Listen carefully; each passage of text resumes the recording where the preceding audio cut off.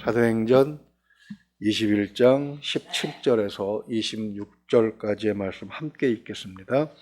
예루살렘에 이르니 형제들이 우리를 기꺼이 영접하거늘 그 이튿날 바울이 우리와 함께 야고보에게로 들어가니 장로들도 다 있더라. 바울이 무난하고 하나님이 자기의 사역으로 말미암아 이방인 가운데서 하신 일을 낱낱이 말하니 그들이 듣고 하나님께 영광을 돌리고 바울더러 이르되 형제여 그대도 보는 바에 유대인 중에 믿는 자 수만 명이 있으니 다 율법의 열성을 가진 자라. 네가 이방에 있는 모든 유대인을 가르치되 모세를 배반하고 아들들에게 할 일을 행하지 말고 또 관습을 지키지 말라 한다 함을 그들이 들었도다. 그러면 어찌할꼬 그들이 필연 그대가 온 것을 들으리니 우리가 말하는 이대로 하라. 서원한 네 사람이 우리에게 있으니 그들을 데리고 함께 결례를 행하고 그들을 위하여 비용을 내어 머리를 깎게 하라. 그러면 모든 사람이 그대에 대하여 들은 것이 사실이 아니고 그대도 율법을 지켜 행하는 줄로 알 것이라. 주를 믿는 이방인에게는 우리가 우상의 제물과 피와 목매어 죽인 것과 음행을 피할 것을 결의하고 편지하였느니라 하니 바울이 이 사람들을 데리고 이튿날 그들과 함께 결례를 행하고 성전에 들어가서 각 사람을 위하여 제사 드릴 때까지의 결례 기간이 만기된 것을 신고하니라. 아멘. 하나님께 헌신하는 사명자 바울의 마지막 가는 길에 하나님께서는 첫째 동료들을 붙여주셨고 그리고 기거할 집을 예비해 두셨습니다. 그리고 오늘 본문 말씀을 보게 되면 세 번째도 있었는데 17절 보게 되면 형제들이 영접을 했다. 환영을 하는 사람들을 또 예비해 두셨습니다. 사도 바울과 같은 이가 환영을 받는 것이 당연한 것이 아니냐라고 생각할 수 있는데 그건 지금 생각이죠. 당시에는 그렇지 않았다는 것과 왜 그렇지 않았는지 상황이 오늘 본문 속에 압축되어 들어 있습니다. 즉 예루살렘 성도들이 바울 일행을 환영하는 것은 아주 특별한 일이라는 것이죠. 할 수 없는 중에 하고 있다는 그런 뜻입니다. 그 특별한 이유는 바울은 아가야와 소아시아 교회들로부터 흉년을 만나서 그 어려워진 유대인 교회를 돕는 구제헌금을 가지고 왔기 때문에 환영을 받고 있다고 말할 수 있는 것인가? 그것만이 이해인가? 어려운 상황에 구제헌금을 전해주니까 그래서 환영하는 것인가? 만약에 그렇다면 사도 바울이 이방 지역을 다니면서 선교해서 교회들이 많이 세워지고 수많은 영혼들이 주 앞에 돌아온 그런 일에 대해서 그 수고에 대해서 예루살렘 교회는 별 생각이 없는 것인가? 이런 질문들을 가지고 한번 전개를 해보려고 합니다. 오늘 본문에 중요한 두 인물이 등장합니다. 물론 바울이 있고요. 그 다음에 야고보가 등장을 하고 있습니다. 이튿날 야고보를 18절에서 만나고 있는데 이 야고보는 예수님의 제자, 12제자 중에 한 명인 그 야고보는 아닙니다. 왜냐하면 예수님의 12제자 중 하나인 야고보는 이미 12장 2절에서 순교했지요. 이 야고보는 예수님의 육신의 동생으로 알려져 있고 교회의 책임자로 지금으로 얘기하면 담임 목사 정도로 수고하고 있는 것입니다. 신약성경 중에 야고보서도 바로 이 야고보가 기록을 한 것이죠. 야고보와 함께 바울 일행을 영접한 사람들은 장로들이었습니다. 야고보 선지자가 20절에서 말씀하고 있는 것처럼 수만 명의 유대인들이 복음을 영접했기 때문에 그들을 지도하고 관리하기 위해서 많은 그 지도자들이 필요했을 것입니다. 그래서 그렇게 장로들이 세워졌겠죠. 이들이 바울 일행에게 보인 반응은 이방인 교회와 예루살렘 교회의 관계가 어떤 것인가를 가늠해 볼 수 있는 그런 힌트를 제공해 주고 있습니다. 바울이 수고한 성과에 대해서 우선 하나님 앞에 영광을 돌리고 있습니다. 그 19절과 20절을 보게 되면 20절 한번 보십시오. 그들이 듣고 무엇을 들었습니까? 19절에서 바울이 이방 지역의 교회들이 세워지고 거기 성령께서 역사하시고 병고침의 역사와 또 복음을 듣고 영혼들이 구원받는 그런 역사들을 소개했을 때에 그들은 함께 하나님께 영광을 돌리고 있습니다.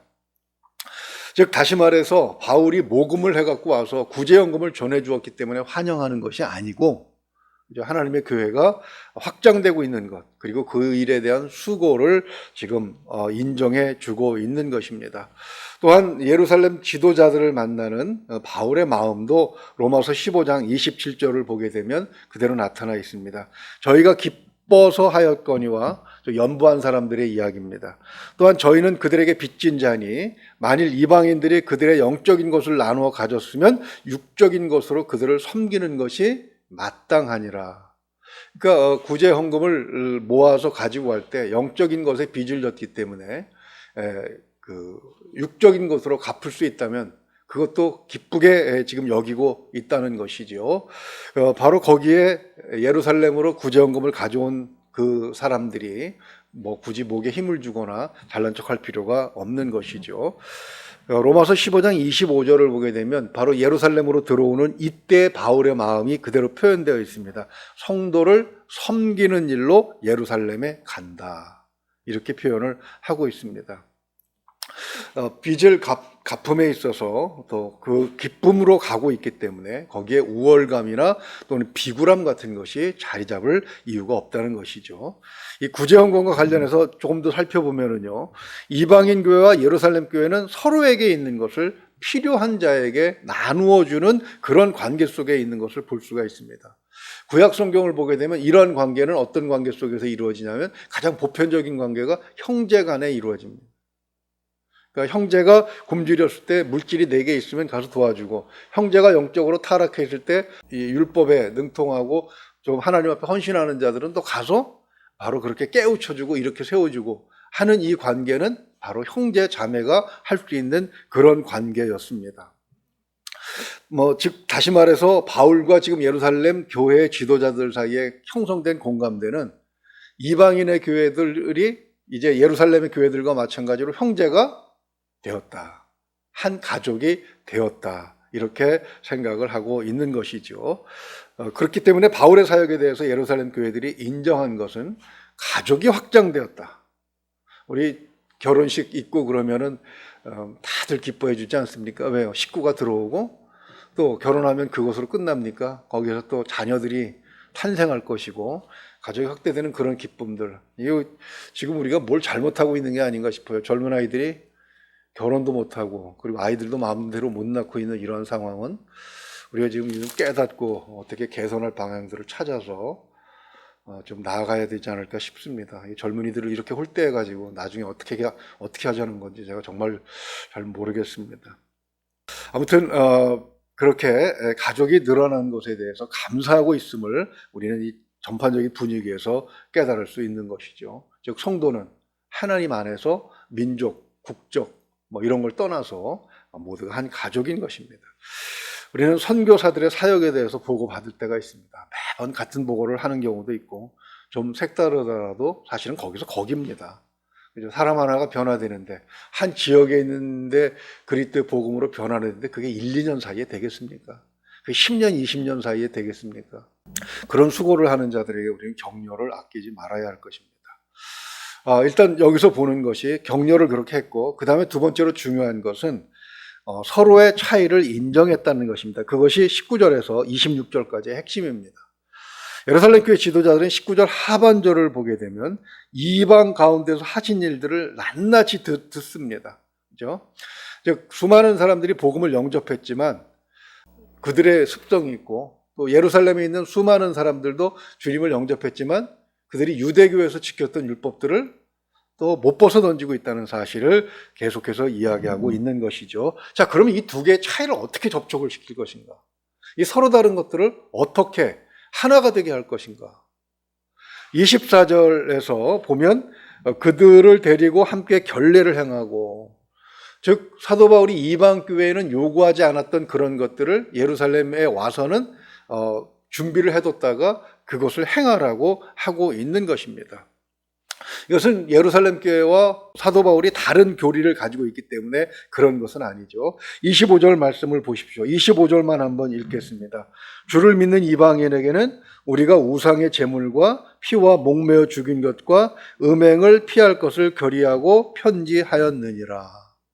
그러니까 구원의 도리에 대해서 그것이 율법과 상관없고 이방인들의 행위가 틀린 것은 틀렸다고 말하는 이 부분에 있어서는 바울과 예루살렘 교회가 같은 거예요. 근데 서로 다른 것을 어떻게 연결해 주느냐의 문제에 있어서 우선 바울이 예루살렘으로 들어왔기 때문에 바울이 예루살렘 교회에 아직 변화되지 않는 성도들의 생각과 의식과 생활 습관들을 인정해 주고 또 그것을 따라주는 것, 그것이 이제 그 접촉점인 것을 볼 수가 있는 것입니다. 즉 바울과 예루살렘 교회 지도자들은 서로의 그 다른 처지를 인정하고 상황도 이해하고 있다는 것입니다. 그러면서 서로를 아주 관대하게 지금 수용하고 있는 것이죠. 우리가 우리 자신에 대해서 인정해야 할 것이 바로 이것입니다. 말씀의 은혜를 받고 또 기도하는 가운데 성령 충만을 체험했다고 하더라도 하루아침에 인격까지 바뀌지는 않는다는 것입니다. 삶의 성향이 바뀌지 않는다는 것이죠. 전에도 말씀드렸습니다만 북경에서 만난 주로 깡패들을 목회하시는 그 목사님 말씀이 그래요. 교도소에서 나와서 교도소에서 은혜 받고 또 교도소에서 목회 사역하면서 수고하시는 분들 있습니다. 참 사회에서 버린 사람들을 변화시켜 보자고 애쓰는 분들이 있잖아요. 그런 분들의 은혜 받고 나와서 교회에 옵니다. 근데 와서 변하느냐? 그렇지 않다는 거죠. 와서 얼마 안 간다는 거, 다시 옛날 습관 옛날로 돌아가는 게 그렇게 오래 걸리지 않는답니다. 그럼 포기하고 버려야 되느냐? 그렇지 않다는 것이죠. 또 다시 잡아오고, 또 다시 붙들어 오고, 눈물로 기도하고 하는 사이에 보면 조금씩 나아지는 그것 희망을 가지고 사역을 하고 있다는 얘기를 듣고, 그렇게 생각을 해본 적도 있다. 그거는 그들만의 문제가 아니고 역시 우리들도 마찬가지라는 거예요. 완성된 신앙에는 아직은 없다는 것이죠. 예수 그리스도의 분량에 이르기까지 누구나 다 아직은 단계 중에 있는 것입니다. 만약에 은혜 받자마자 인격이나 성격이나 인생관, 세계관들이 확 바뀔 수 있다면 하나님이 굳이 성도들에게 시험을 허락하실 이유가 없는 것이죠. 연단할 이유가 없는 것이죠.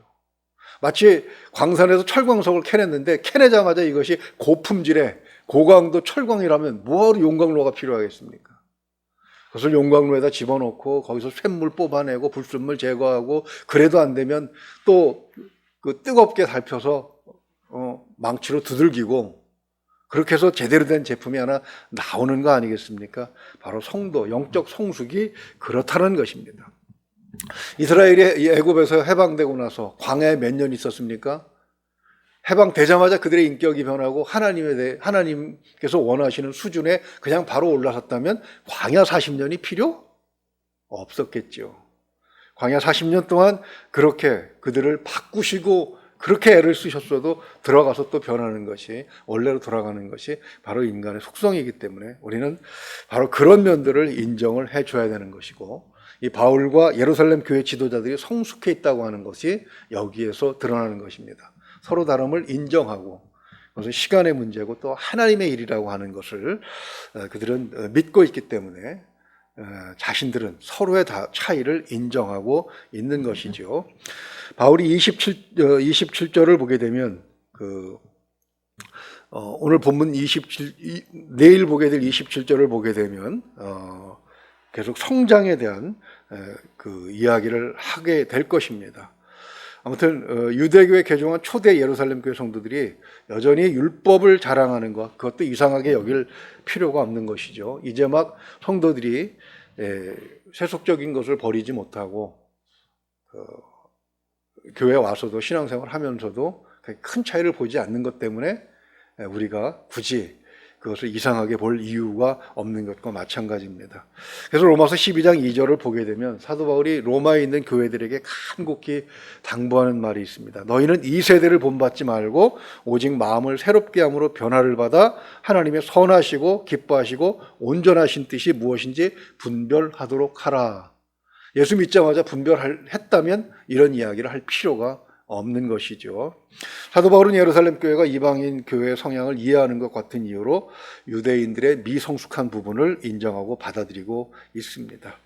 초대교회는 성령의 강림으로 이사와 기적이 아주 풍성했던 시기지만 또 한편으로는 이제 막 복음을 받아들였기 때문에 그들의 삶이 그렇게 하나님 복음에 합당하지는 않았다는 것입니다. 그럼에도 이 지도자들은 조급하게, 그래서는 안 된다고 말은 하지만 그러나 그들을 버리거나 그러지 않고 결국 인정해 주는 데서 이제 출발을 하고 있는 것을 보는 것입니다. 그렇다면 영혼을 구하기 위해서 우리는 이 말씀에서 주는 교훈을 어떻게 우리 삶에 적용해야 되느냐? 굳이 뭐 크게 더 많이 설명하지 않아도 답은 다 나와 있는 것이지요. 초신자들일수록 자기와 다른 사람에 대해서 적대감을 갖는 것을 볼 수가 있습니다. 21절 한번 읽어볼까요? 내가 이방에 있는 모든 유대인을 가르치되 모세를 배반하고 아들들에게 할례를 행하지 말고 또 관습을 지키지 말라 한다 함을 그들이 들었도다. 이건 과장이죠. 우리가 항상 선동하는 말에 주의해야 한다고 하는 것이 그것입니다. 내 의견을 누군가에게 전달하기 위해서 이렇게 과장하고 거기다가 막 흥분시키고 하는 그런 요소들을 담는 것은 지금도 마찬가지입니다.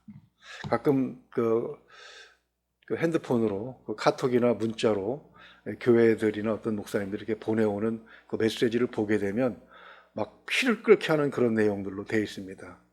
그런데 사실이 그런가 해서 들어가서 뒤져보면 전혀 달라요. 물론 전혀 근거가 없는 것은 아니지만 그렇게까지 할 필요는 없는 것입니다. 근데 예루살렘 교회 성도들에게 누군가가 그렇게 지금 전해주고 있는 거예요. 바울이 하는 그 원리와 원칙, 그걸 이해하지 않고 무조건 바울을 배척하도록 선동하기 위해서 지금 언제 바울이 모세를 배반하라고 얘기했습니까? 말을 그렇게 함으로 해서 적개심을 불러일으키고 있는 것이죠. 이런 적대적인 감정을 가지고 있으면 그죠? 아무리 진리를 바르게 전한다 해도 마음의 문을 열지 않습니다. 그래서 너 어떤 놈이 이렇게 억울한 모함을 한 거야 하고 같이 흥분해서 날뛰는 것보단 현재 놓여져 있는 상황을 인정하면서 거기서 이제 그 관계를 좋게 만들고 그 다음에 오해를 풀고 그다음에 이해해 나가는 그런 과정이 굉장히 필요한 것이죠. 그래서 고린도전서 9장 20절을 보게 되면 사도 바울은 그렇게 말합니다. 유대인들에게 내가 유대인과 같이 된 것은 유대인들을 얻고자 하며 율법 아래에 있는 자들에게는 내가 율법 아래에 있지 아니하나 율법 아래에 있는 자 같이 된 것은 율법 아래에 있는 자들을 얻고자 하며 굳이 애써서 내가 언제 그랬어? 어떤 놈이 그런 얘기했어? 하고 싸울 이유가 없다는 것입니다. 근데 안타깝게도 목사님들의 회의나 총회라든가 노회나 이런 데 가보면 이렇게 합의하고 오늘 본문처럼 합의하고 아름다운 관계로 가는 것보다는 싸우는 날도 많이 있습니다. 누군가가 법이요 하고 들고 일어나면 그 말을 또 들어줘야 하는데 거기에 감정이 섞이게 되면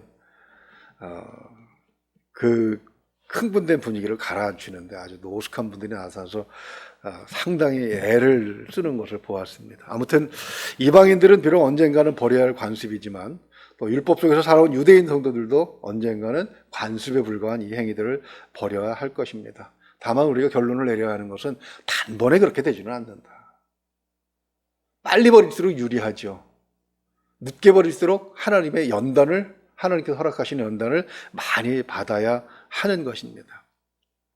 예루살렘 교회와 지도자들은 그리고 바울은 한 사람이라도 더 영혼을 구원하기 위해서 무엇이라도 할 수 있는 사람들로 성장해 있는 것을 볼 수가 있습니다. 그것은 영혼을 구원해 본 사람만이 아는 얘기죠. 엄마의 사랑과 아빠의 사랑은 다르다고 얘기합니다. 왜 그렇습니까? 아이를 낳아본 사람과 그렇지 않은 사람의 차이겠죠. 영혼을 구원해본 사람과 그렇지 않은 사람과의 차이도 마찬가지라고 생각을 합니다. 복음은 예루살렘 교회에서 나갔지만 복음을 받아들인 이방인 교회는 예루살렘 교회와는 전혀 다른 모습을 가지고 있었습니다. 비록 복음의 출발지기는 하지만 예루살렘 교회 역시 모든 면에서 성숙한 것은 아니었습니다. 이방인 교회가 여전히 세속적인 삶과 투쟁을 벌이고 있는 동안에 예루살렘 교회는 오랜 관습을 벗어던지기 위해서 역시 영적 싸움을 싸우고 있었던 것이죠. 지도자들은 그런 것들을 다 수용하고 배려해야 합니다.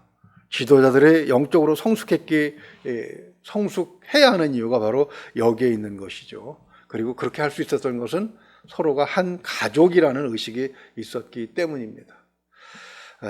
가족이라도 서로 뭐 다르지 않습니까? 6.25 때 어렸을 때 충격적으로 받은 본 영화 기억이 납니다. 주로 우리가 다루는 주제죠. 형제가 서로 그 이념 때문에 서로 총뿌리를 겨루고 싸우던 것이 바로 우리 6.25 전쟁의 문제 아니었습니까? 그런 것들이 우리만의 문제가 아니고 지금 아프가니스탄에서 동일하게 벌어지는 그런 문제들인데, 아무튼 기독교는 어때요? 서로 다름을 인정하고 그것을 포옹해야 하는 것이지, 맞서서 너하고 나하고 틀려 하고 피 터지게 싸우는 그런 것은 기독교의 성격은 아니라는 것입니다. 교회에 가서 가장 중요한 것은 영혼 구원입니다.